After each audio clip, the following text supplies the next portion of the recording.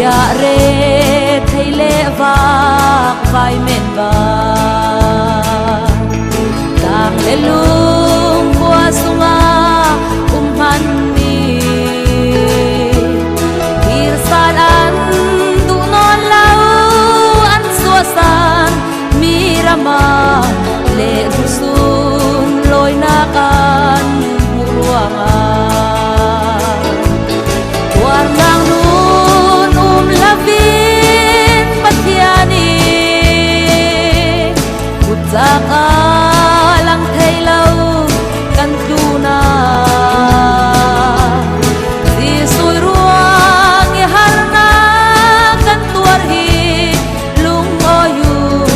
van rama kan lakso atam si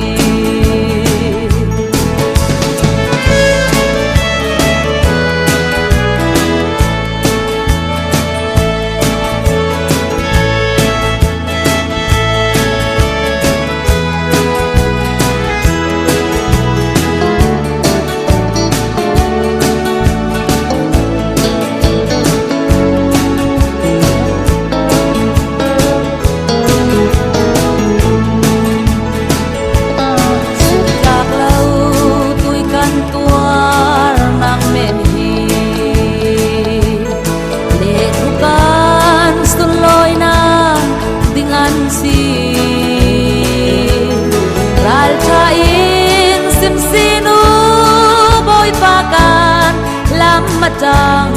intau tu pol sukan rolan si warnang nun lavin patiani sak alang thei lau kan tuna di sui ruang i harna kan tuar hi